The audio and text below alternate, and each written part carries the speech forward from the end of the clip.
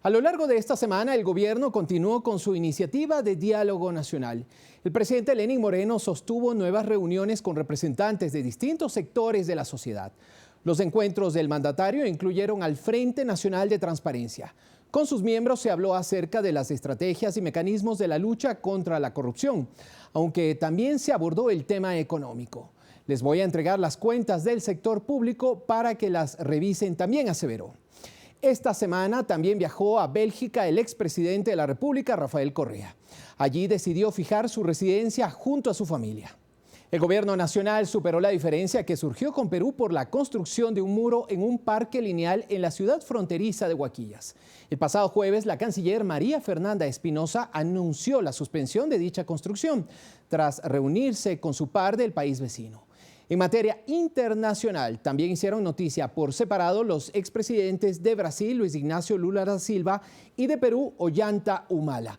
El exmandatario brasileño fue condenado en primera instancia a 9 años y medio de prisión por presuntos actos de corrupción. Sin embargo, esta sentencia en primera instancia no implica cárcel para el ex jefe de Estado, que dejó en claro su intención de postularse nuevamente a la presidencia en 2018.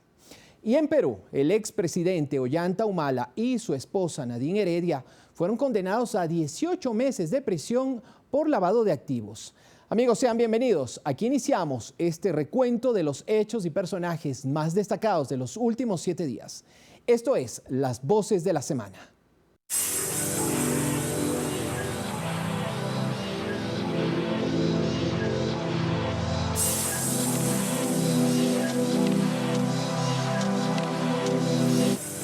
La semana inició con la partida del expresidente de la República, Rafael Correa, a Bélgica. Allí decidió fijar su residencia junto a su familia y retomar su actividad académica. Durante el cambio de guardia, el presidente Lenín Moreno agradeció al exmandatario y le deseó un buen viaje.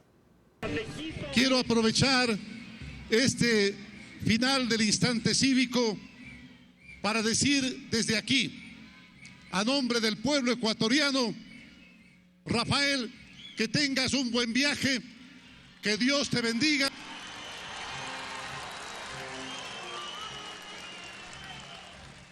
Y que bendiga a toda tu familia. Gracias a nombre del pueblo ecuatoriano por todos los logros de esta década, principalmente en beneficio de los más pobres y desprotegidos. La revolución continúa. La revolución sigue adelante. Hay un cambio de estilo, sí, hay un cambio de estilo. Ratificaremos todo lo positivo y aquello que haya que cambiar, lo cambiaremos, siempre hacia adelante. Vuelvo a recalcar y les pido a todos un aplauso cariñoso para nuestro expresidente Rafael Correa. Buen viaje, Rafael, que Dios te bendiga y que bendiga a tu familia. Mucho éxito y hasta la vuelta, compañero. Un aplauso para Rafael Correa. El Frente de Transparencia y Lucha contra la Corrupción presentó el pasado martes al presidente de la República los mecanismos y estrategias en la búsqueda de que se alcance uno de los principales objetivos del actual gobierno. Corrupción en el sector público, lucha contra la impunidad, corrupción en el sector privado, educación y reflexión en valores y promoción de la transparencia son los ejes de esta iniciativa. Son la corrupción en el sector público, la lucha contra la impunidad, la promoción de la transparencia, la educación, la reflexión como país en valores y en un sentido nacional, y también la corrupción en el sector privado. Tenemos que entrar a trabajar, retroalimentarnos, analizar la realidad legal y la realidad social de la contratación pública y entrar a trabajar propuestas o entrar a trabajar reformas. Durante esta reunión, el presidente Moreno se refirió a la economía y dijo que la situación es muy difícil. Sin embargo, aclaró que los ecuatorianos vamos a salir adelante con el esfuerzo de todos. No hay tal mesa servida. Esa es la pura y neta verdad. No hay tal mesa servida. Yo entiendo que todo eso fue consecuencia de mucho trabajo y mucho esfuerzo por reinstitucionalizar el país, pero por favor, creo que se podía haber sido un poquito más mesurado el momento de dejar cuentas en mejores condiciones. Las actividades del presidente de la República esta semana incluyeron un encuentro con el bloque de asambleístas de Alianza País, con el que se trató sobre la agenda legislativa. Las propuestas de reformas al Código de la Niñez, el Código Orgánico Integral Penal y el Código de la Democracia fueron parte de los temas tratados. Como habíamos dispuesto la semana pasada, hoy nos volvemos a reunir con el fin de tratar específicamente la agenda legislativa. En este momento, de forma particular, independientemente de roces que pueden haber existido, yo traigo un sentimiento únicamente de unidad. A la fecha, presidente, se han aprobado leyes como son la Ley Orgánica de Sanidad Agropecuaria, la Ley Orgánica de Agrobiodiversidad. La semana pasada, presidente, hemos remitido ya a la presidencia la ley sobre impedimentos de tener dinero y propiedades en paraísos fiscales. Estos logros, presidente, forman parte de esta visión de servicio al país. El gobierno anunció esta semana una gran cruzada para erradicar la violencia de género e intrafamiliar. Este miércoles, el jefe de Estado mantuvo una reunión de trabajo con colectivos de mujeres que luchan por este objetivo. Allí habló de poner fin a las muertes, las violaciones, al acoso y al insulto. Vamos a iniciar una cruzada muy fuerte, muy intensa, por ese derecho de la mujer a elegir, por ese derecho de la mujer a que el hombre no crea que nació con más derechos de ella que ella. En la misión toda una vida, construir no casas, construir comunidades en las que las mujeres sean libres de violencia, ellas y sus familias. Vamos a empoderar a nuestras mujeres otorgándoles la propiedad de las casas. Allí tendrán un hogar que las guarde, se sentirán la seguridad de un techo propio. Líneas de auxilio, la presencia de las defensorías públicas para atender a las víctimas, la presencia de fiscales con visión, con enfoque de género para atender y para iniciar las acciones legales. El Servicio de Rentas Internas anunció el pasado miércoles un incremento de 10,6% en la recaudación tributaria en el primer semestre de 2017 comparado con el mismo periodo de 2016.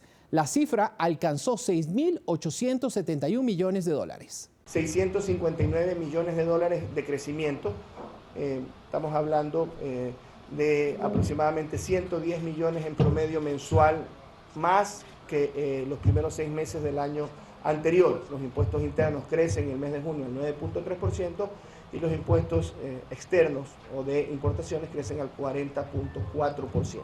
Esto es una buena noticia para el aparato productivo porque en la medida que hayan expectativas favorables de recuperación económica, pues hay mejores condiciones para las decisiones de inversión, de ahorro y de consumo en los hogares. Vamos con otro tema. El ex cadete de la Escuela Superior Militar Eloy Alfaro, Michael Arce, no aceptó las disculpas públicas de un antiguo instructor, el capitán Fernando Encalada, a quien demandó por odio racial.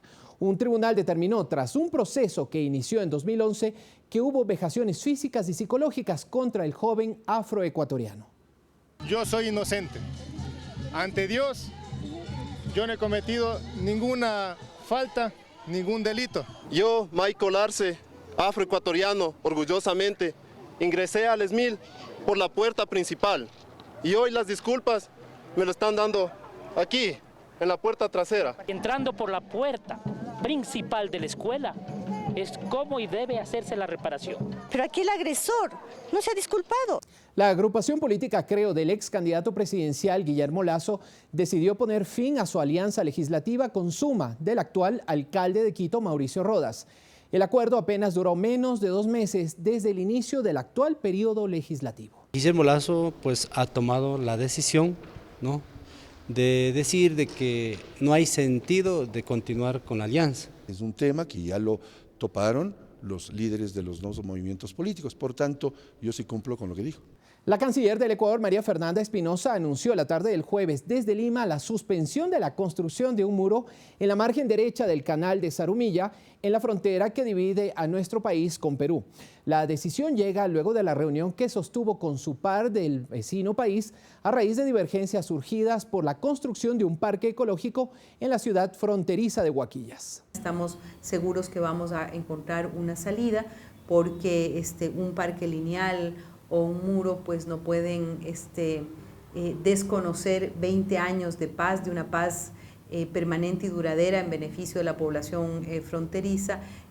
Son apenas, ¿cuántos metros, embajador? 900 metros. 900 metros de muro frente a una frontera que tiene 1.500 kilómetros, que es una frontera viva, dinámica, que ha beneficiado tanto desde el punto de vista económico como social y de servicios a las poblaciones fronterizas.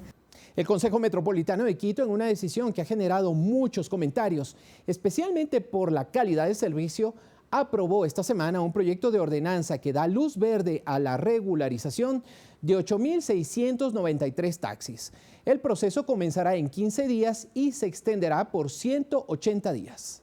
Y la obligación para que las operadoras anualmente establezcan un plan de mejoramiento continuo que nosotros confiamos contribuya a alcanzar este objetivo. Vemos con mucha preocupación que nuestros ciudadanos se quejan por el servicio, que por ejemplo no beneficiemos a las operadoras, pero sí beneficiemos a las personas. Presenten la solicitud de informe de factibilidad de constitución jurídica y comiencen el camino para obtener el permiso de operación. Nuestros compañeros no están en el centro de Quito, todos nuestros compañeros están en los barrios urbanos marginales. Que no representan un incremento al tráfico en Quito, porque de todas maneras esos vehículos ya se estaban movilizando anteriormente. Que no solamente hay que capacitar al socio, sino a la mano de obra, al colaborador.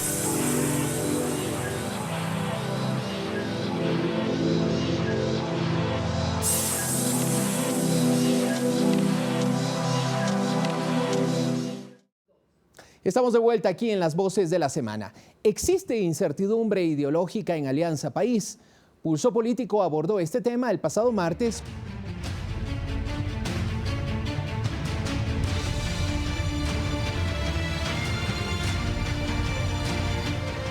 Muy buenas noches, amigos televidentes, bienvenidos a Pulso Político, soy Carlos Rabascal. Continuamos con el análisis de la coyuntura política ecuatoriana.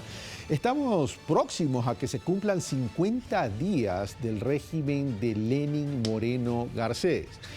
Estos 50 días, o serían estos 50 días en los próximos momentos, en las próximas horas, han estado concentrados para analizar durante los 55 minutos en el diálogo nacional. Tendremos a Paulina Recalde, socióloga con especialidad en ciencias políticas, directora de la encuestadora Perfiles, a través de las redes sociales, una amplia experiencia en investigación de mercados y opinión pública con énfasis en técnicas cualitativas.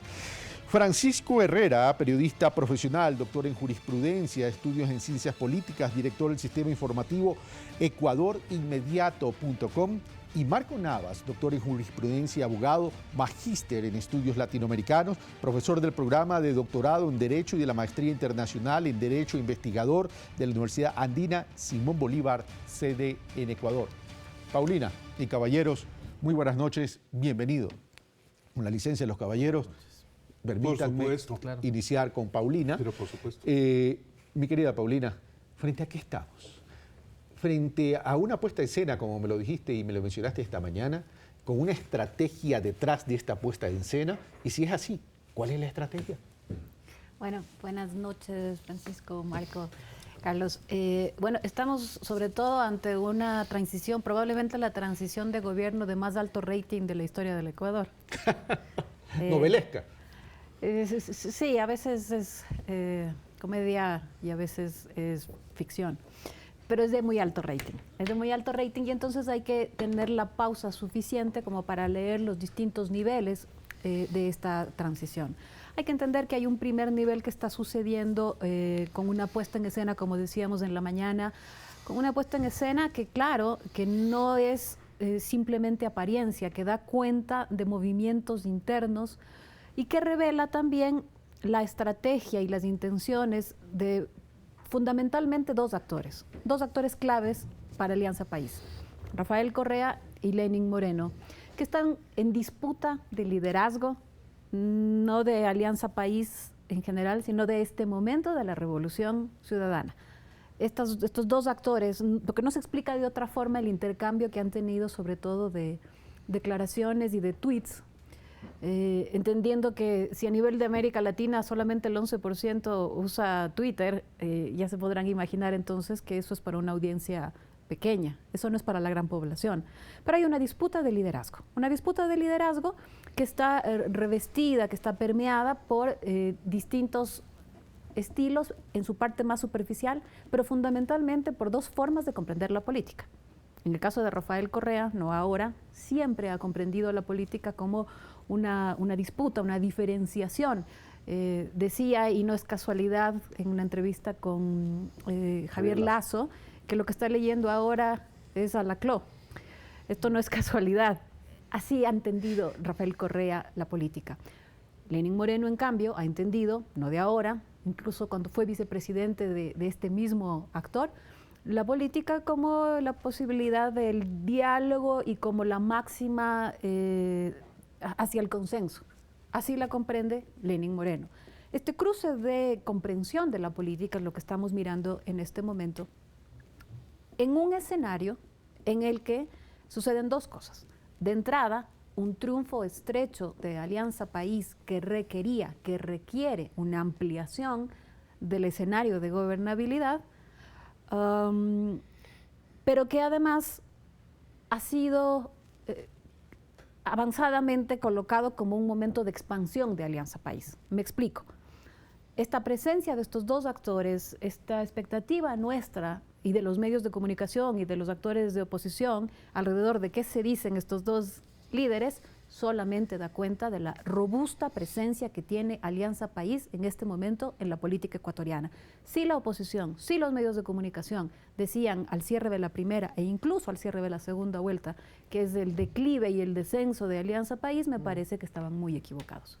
Hoy que es el que concentra la atención, pero antes de ir donde el doctor Francisco Herrera Arauz, solo varios temas para precisar, mi querida Paulina. Tú dices, el universo es reducido en las redes sociales y cita el 11% de acceso a nivel mundial, pero resulta que las redes sociales se están convirtiendo en fuente de los medios de comunicación tradicionales, entonces lo cual comienza a amplificarse y comienza a introducirse este chimichurri sabroso que de los alimentos o de los asados lo pasamos a la política ecuatoriana, por un lado, pero también hay algo que me llama la atención, que dice, aquí no hay una disputa en el liderazgo de Alianza País, hay una disputa en el liderazgo de la revolución ciudadana. ¿A qué te refieres exactamente?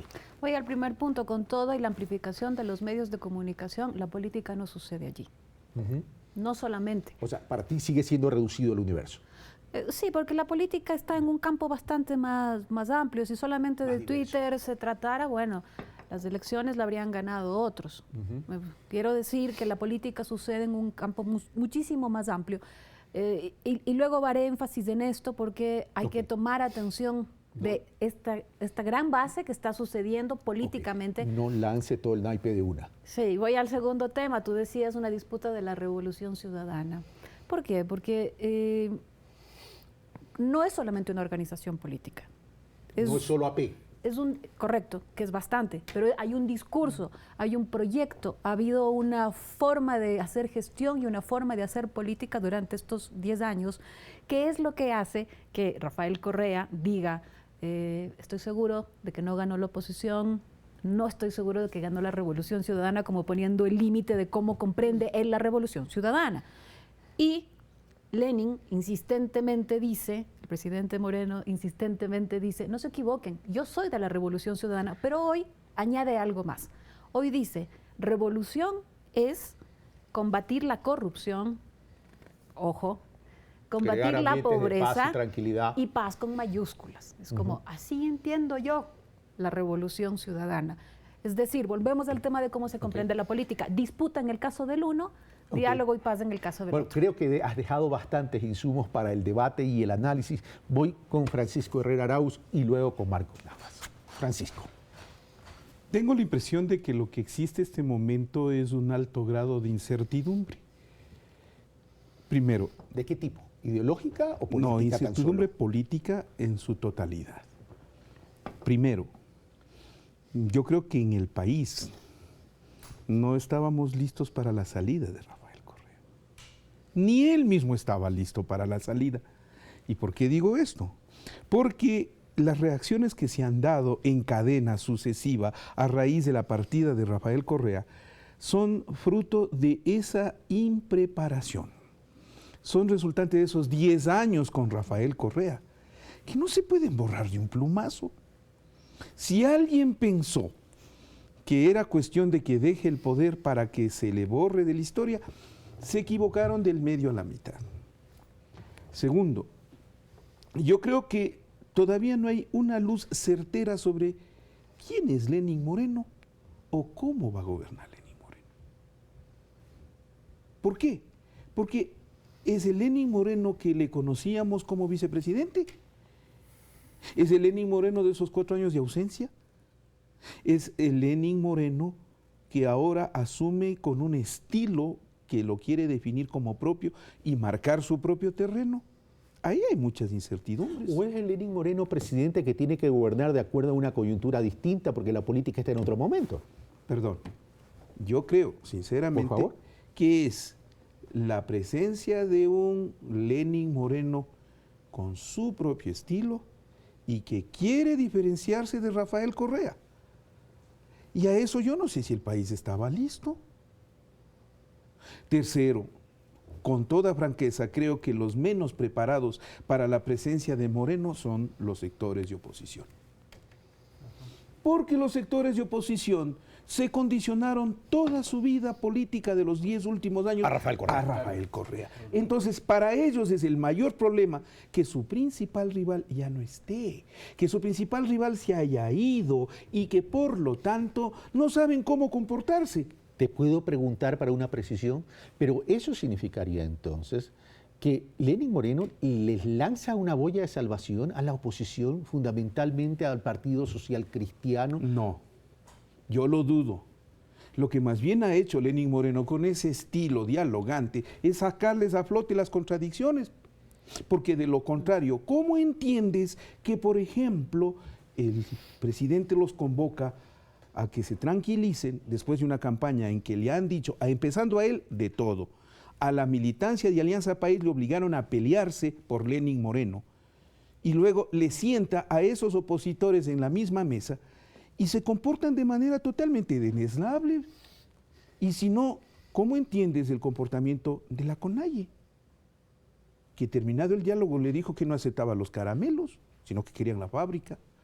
O abiertamente, no, la casa por 100 años no, para toda la vida y definitivo. Y eso para empezar. O un señor como Abdalá Bucaram Pule, que se comporta de manera inapropiada, mientras saluda con Lenín Moreno, con su vicepresidente se sigue maltratando, y al expresidente Correa lo trata de ampón, ¿no? ¿Ese tipo de lenguaje es el del diálogo? No, les está sacando a flote sus contradicciones.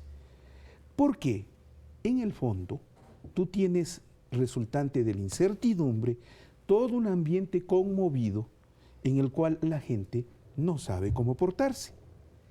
Recién hoy en la mañana, he escuchado la primera definición del gobierno de Lenín Moreno. Yo dudo que los twitters sean de él. De Correa sí, porque se sabe que él manejaba su cuenta de Twitter. Porque aparece en Twitter que luego se borran, eso da una muestra puntual de que la cuenta del presidente Lenín Moreno probablemente le esté manejando a alguien que esté asusando el conflicto, y eso había aumentado la incertidumbre. Pero ahí estás hablando de algo que es tremendamente delicado. Es decir, manejo de comunicación. Una cosa es que exista un community manager que escriba por cuenta propia y otra cosa es que escriba por instrucciones del contenido de autoría de Lenín Moreno. Que eso lo aclaren ellos. Eso es política de comunicación. Y no me sorprendería. ¿Y para ti es legítimo? El Papa tiene community manager. No me sorprendería. Cuidado. No estoy diciendo nada malo, ni que sea extremo. ¿Dónde se da la definición? Cuando en la mañana de hoy el presidente de la República dice o trata de aclarar que el panorama económico es difícil porque no ha recibido una mesa tendida y porque no es verdad lo que se anticipó. Con lo cual da a entender de que o tendrá que tomar medidas duras o tendrá que paliar la situación.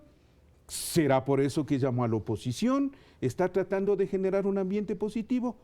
Esa es una primera definición frente a la incertidumbre. Pero también le dan el principal activo a Rafael Correa, que es la economía. Ahora, ¿tú coincides con Paulina en la necesidad de llamar a estos espacios de diálogo, Francisco, cuando el triunfo en la segunda vuelta fue una diferencia pues no esperada por Alianza País? Realmente, ¿cuánto fue la diferencia al final? 2 puntos, 2 puntos algo, ¿verdad? 2 puntos. Es decir, necesitaba esa legitimidad y por eso llama estratégicamente a la oposición, creo, se queda aislado, y a Rafael Correa como que lo neutraliza con este estilo de gobernar. Yo repito, creo que sinceramente el país no estaba para la ausencia del enigma, digamos, del presidente Correa, y menos Alianza País. A los que más les está costando la ausencia de Rafael Correa es Alianza País. Y a la oposición. La oposición, bueno, eso ya es patológico, pero hay gente que no podrá vivir sin Rafael Correa. Vamos con Marco. Marco, saca a flote las contradicciones de la oposición. Y aquí hay varias contradicciones de la oposición, las ya notadas por Francisco Herrera Arauz, pero también a las declaraciones de quien no está en el diálogo, que es el movimiento Creo y Guillermo Lasso.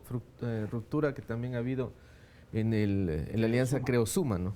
Pero yo rescataría lo que dice Francisco. El país probablemente no estaba preparado para esta puesta en escena, ¿no?, de una supuesta ruptura, que yo creo que hay que verla más en contexto. Es decir, estamos muy acostumbrados en el país, y un poco la dinámica también de Rafael Correa nos puso mucho en la coyuntura a veces, pero si vemos el tema a más largo plazo, en el contexto histórico, vamos a ver que ha transcurrido un proceso político que ha cambiado el país, y ese proceso político también puede haber producido por sí mismo un momento político en el cual sea necesario instrumentar un proceso de diálogo. Y entonces, ¿cuál es el miedo, digo yo? ¿Cuál es el miedo? ¿Qué está pasando? Claro que hay incertidumbre, pero de ahí a interpretar esto en términos de miedo de que nos va a pasar algo como país si es que se da esta ruptura, no. Probablemente, como dije yo en entrevistas anteriores, lo más saludable para Alianza País sea que se haya abierto este tipo de contradicciones y que se las haya puesto a la luz. Y si se procesan bien, Alianza País va a salir fortalecido. No así la oposición, me parece, porque están muy desorientados.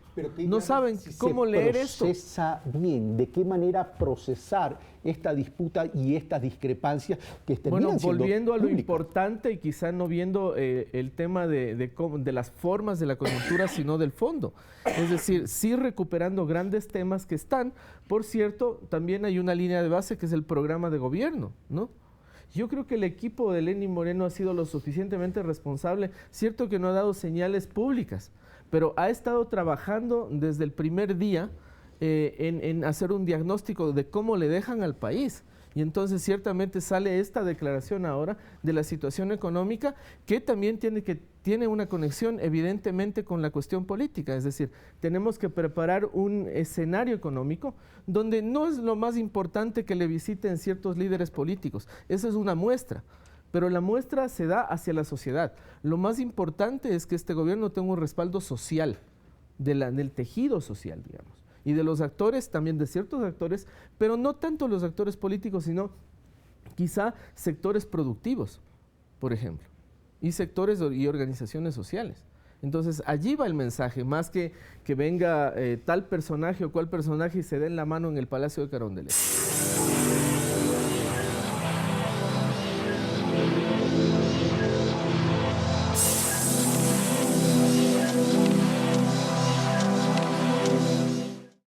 Mundo al Revés revisó esta semana un tema diferente, la pornografía y el feminismo.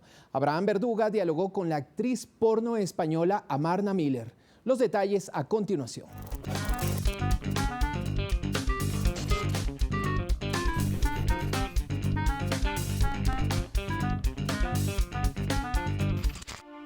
Me llamo Amarna Miller. Soy actriz porno y nací en un país hipócrita donde la misma gente que me llama puta se pajea con mis vídeos. Un país que ama la vida, pero permite que se mate en nombre del arte. Un país indignado por la corrupción, pero que sigue votando a ladrones. Donde se salva a los mismos bancos que desahucian a miles de familias. Un país que se dice laico, mientras le pone medallas a las vírgenes. Que trata a los que migran como héroes y a los inmigrantes como basura. Un país donde los que se suponen guardianes de la moral pueden llegar a ser los más peligrosos. Donde la prostitución aún no es legal, pero cada año crece el número de clientes. Un país que se cree abierto y tolerante, donde un árbitro recibe amenazas de muerte por ser gay. Sí, vivimos en un país asquerosamente hipócrita, pero algunos no nos rendimos.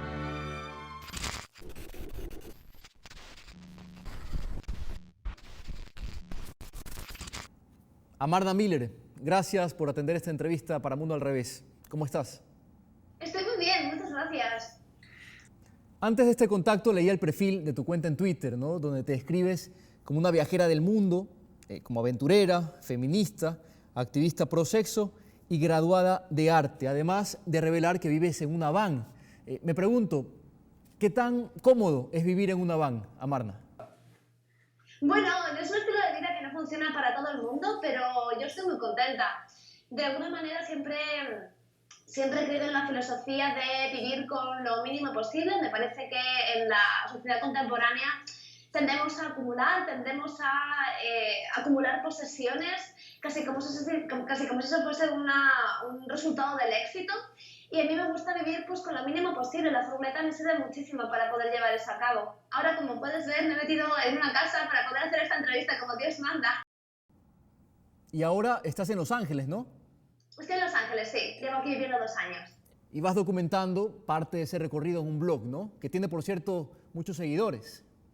Exacto, en mi canal de YouTube, de hecho. Llevo casi nada con toda esta locura que significa YouTube. Llevo apenas 6 meses y llevo por los 50.000 suscriptores, así que no me quejo. Y sí, un poquito la idea es poder mostrar partes de mi personalidad y partes de mi estilo de vida que normalmente pues no me preguntan en las entrevistas, o sobre todo de una manera pues inspiracional, para explicar a los otros que este tipo de vida pues no es tan complicado, que realmente simplemente si dejamos de procrastinar y empezamos a luchar por lo que realmente queremos, es un motivo de felicidad. Y por eso es que es tan interesante y tan necesario este diálogo, Amarna. Te quiero confesar que esta oportunidad de conversar contigo se me presenta como un reto, porque es la primera vez que entrevisto a una persona que está vinculada de alguna forma con estos temas que la sociedad, o por lo menos la sociedad de mi país, observa con recelo, ¿no? Con estos temas que a menudo se les confiere esa calidad de tabúes. Y bueno, debes estar seguramente acostumbrada a lidiar con una infinidad de prejuicios con respecto a tu trabajo. Háblanos de eso. ¿Cuáles son los estigmas que te acompañan y que, bueno, que acompañan a las mujeres que, como tú, han decidido involucrarse con la industria del sexo, Amarna? Bueno, como bien dices, todavía existe un estigma muy grande hacia la trabajadora sexual, mucho más si eres mujer. Al final, por el contexto en el cual se nos educa, se nos ha enseñado que la mujer tiene que guardar su sexualidad casi como si fuese un tesoro, como si fuese algo único que solamente puede compartir con las personas a las que realmente ama. La mujer como ente sexual activo sigue estando considerada de una forma peyorativa en la sociedad. No pasa lo mismo con el hombre, por ejemplo. El hombre que se acuesta con muchas mujeres es un casanova, es un macho alfa, es socialmente exitoso, mientras que la mujer que se acuesta con muchos hombres, sea o no sea por trabajo, sigue estando dentro de lo peyorativo, ¿no? A mí me decían en una de las entradas de mi blog, nunca vas a encontrar marido. Y creo que esta frase resume muchísimo lo que es la mentalidad de la sociedad contemporánea más hegemónica. El decir, bueno, estás usada, eres material de segunda mano, todas estas cosas a mí me las han dicho. Así que, desde luego, es un estigma muy grande. Yo siempre digo que lo peor de mi trabajo, lo peor de dedicarte a la industria pornográfica, no tiene que ver con el porno, sino con cómo la sociedad entiende sexo. Con la cantidad de estigmas y estereotipos a los que tienes que enfrentar en tu día a día porque tienes la palabra porno grabada a fuego, casi como una letra escarlata en la frente. Y ese puritanismo, esos estigmas, esa presión conservadora, ¿la sientes en diferentes contextos o es una idea mía que se presenta más en entornos como América Latina, por ejemplo? ¿Cuál es tu diagnóstico de las sociedades contemporáneas? Es una buena pregunta. Lamentablemente nunca he estado en América Latina, así que no puedo opinar acerca de Latinoamérica, pero puedo opinar sobre España y Estados Unidos, que es donde me encuentro ahora mismo residiendo. El nivel de hipocresía lo veo bastante parecido. Me parece que tal y como está estructurada la sociedad en estos momentos, hay una doble moral respecto a la sexualidad. Por una parte, estamos absolutamente bombardeados de imágenes sexuales, de anuncios que hacen referencia a la sexualidad, de modelos con súper poca ropa, referencias de mujeres desnudas en nuestro día a día, casi de forma constante. Pero luego, cuando realmente tú como mujer, como persona, te presentas como un sujeto sexual activo, no como un objeto, es cuando empieza el estigma. Es como que ahora que realmente podemos empezar a empoderarnos de nuestra sexualidad y poder hacer realmente lo que queremos con nuestro cuerpo, con nuestra imagen, con nuestro sexo, se nos tacha, ¿no? Se nos pone pues esta losa encima. ¿Cómo entiendes la libertad, Amarna? ¿Cómo la defines? ¡Qué palabra tan bonita! Mira, tiene Janis Joplin una canción que se llama Me and Bobby McGee, y una de las frases de la canción es Freedom's just another... espera, que te lo busco. Sí, no te preocupes. Puedo hacer ahí como la pausa, porque lo quiero decir aquí. Freedom's another word for nothing left to lose. Y creo que esto lo define muy bien, ¿no? La libertad es simplemente otra palabra para decir que no tienes nada que perder. Yo creo que esto resume muy bien lo que yo entiendo como libertad. Es decir, no tengo cadenas que me estén atando a cosas que no quiera hacer. Nosotros vivimos, bueno, te voy a meter un poco el rollo filosófico New Age, perdóname, si quieres lo puedes por favor. Con toda libertad. Pero de alguna manera, desde que somos pequeños, se nos adoctrina en que sigamos una serie de patrones pues políticamente correctos, ¿no? Tú tienes que ir al colegio, tienes que ir al instituto, a la universidad, tienes que tener una hipoteca, tienes que comprarte una casa, tienes que tener un marido o una mujer, tienes que tener hijos, y estas cosas van acumulándose y te van creando una especie de camino previamente pactado que tú tienes que seguir, y se te ha enseñado para seguirlo. Entonces, cuando tú empiezas a cuestionar la sociedad y el contexto en el que te han educado y el lugar en el que vives, de repente te empiezas a dar cuenta, o yo por lo menos a nivel personal me di cuenta, de que algunos de estos patrones que a mí me habían dicho que debía cumplir, pues no encajaban con el estilo de vida que yo quería llevar. Por ejemplo, yo soy una persona que viaja constantemente, yo no quiero echar raíces en un sitio, estoy de un lado para otro.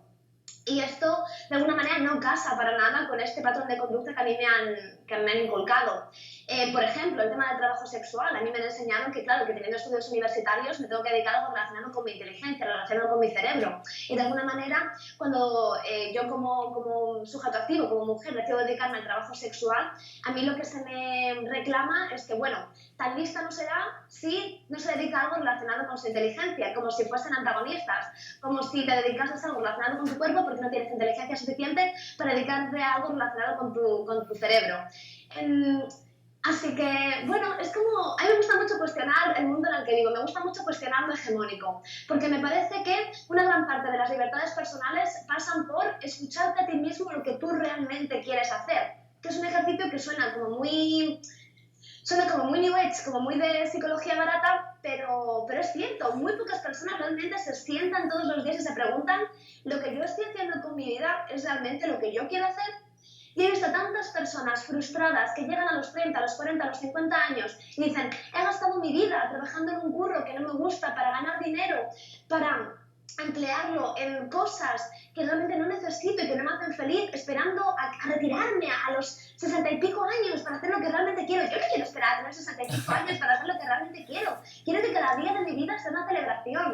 Y eso es complicado. Decía, mira, hablando de América Latina, yo soy muy seguidora de Pepe Mujica, porque tiene un discurso filosófico que me parece espectacular. Y él, en una de sus entrevistas, decía que tú, cuando pagas por algo, cuando tú estás comprando un producto, comprando un servicio, tú no estás pagando con dinero, estás pagando con el tiempo que a ti te supuso ganar ese dinero.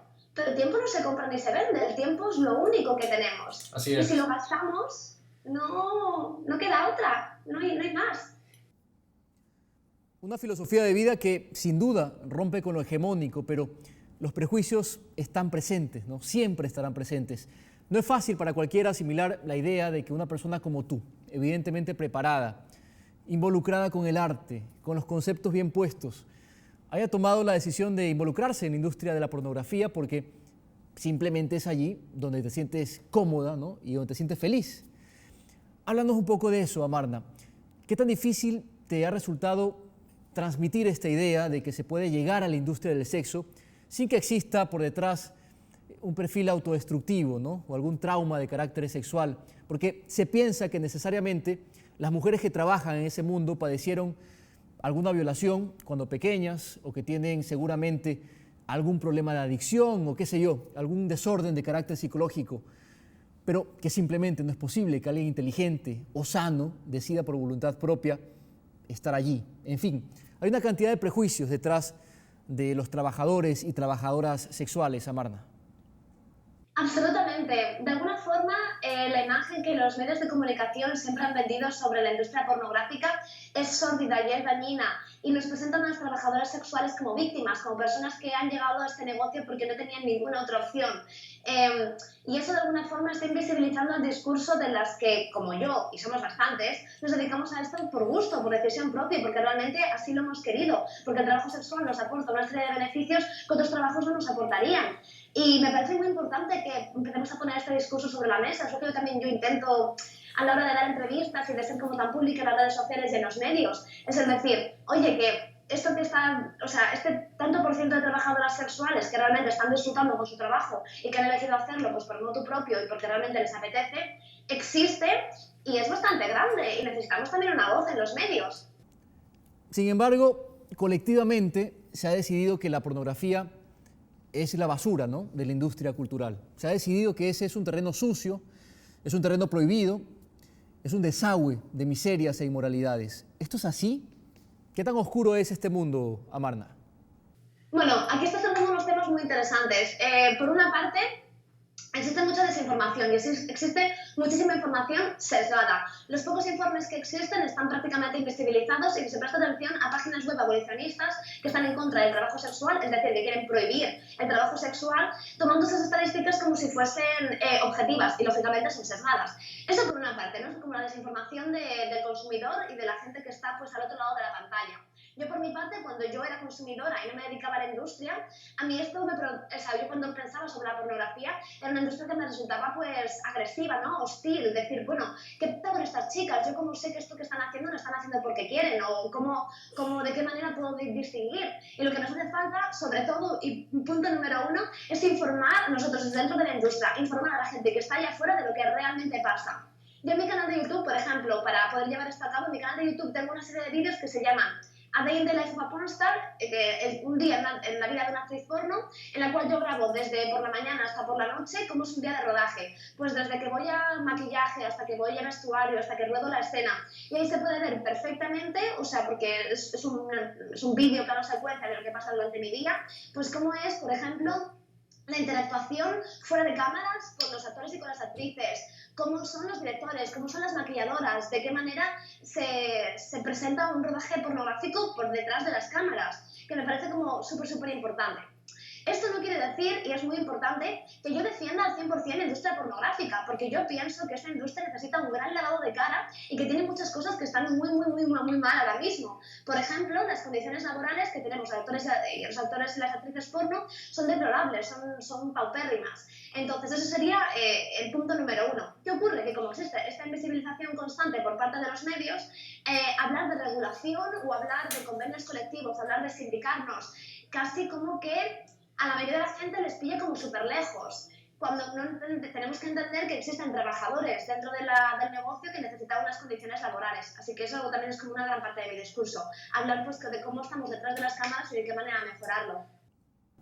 Y entiendo que esa es una lucha que la encaras también desde tu trinchera de feminista, ¿no? Porque así te reconoces como una feminista, Amarna. Y bueno, creo que la pregunta se cae por sí sola. Explícanos cómo se puede ser feminista y actriz porno a la vez. ¿No supone esto una contradicción?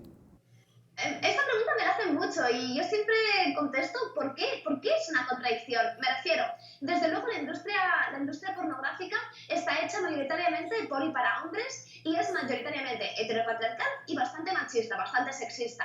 Pero ojo, que esta definición podría aplicar al 99% de las industrias en las que nos enfrentamos en nuestro día a día, porque cómo es la industria de la moda, la industria alimentaria, cómo es, etcétera, etcétera, etcétera. Lo que pasa es que en la pornografía se trata un tema que tiene un estigma muy, muy grande, que es la sexualidad. Y cuando hablamos de sexualidad y de machismo, pues la gente va a piñón. Decís eso en Latinoamérica, ir a piñón. Va absolutamente, ataca de forma muy agresiva al colectivo.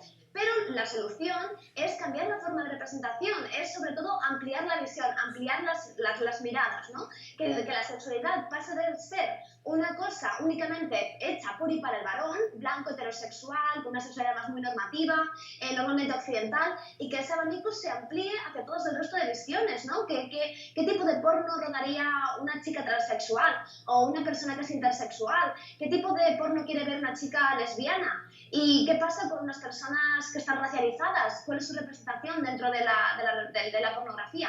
Etcétera, etcétera. Eso, bueno, hablo muchísimo, perdóname. No, por favor, por favor. Es que me enrollo mogollón con estos temas.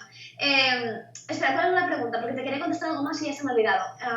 Sí, el tema, esta contradicción aparente entre ser feminista y trabajar en la industria. A mí me queda clara la visión liberal, ¿no? Tu visión liberal, pero lo que no termino de entender es cómo uno se coloca como defensora de los derechos de la mujer desde una industria donde se reproducen precisamente esos mecanismos de dominación, ¿no? Una industria profundamente machista, donde la mujer es a menudo objeto de violencia, es cosificada y donde el patriarcado se impone de distintas maneras.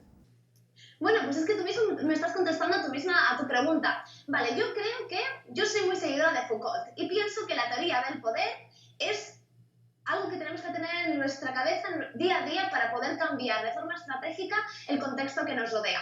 Y esto significa, el poder se cuestiona desde el poder y lo hegemónico solamente se puede cambiar desde lo hegemónico. Es decir, tú para cambiar una industria tienes que estar dentro de la industria. En la periferia puedes hacer cosas, tienes otro tipo de altavoz, pero la gente te va a escuchar menos porque la periferia es lo alternativo. Para cambiar el problema central hay que estar dentro del problema central.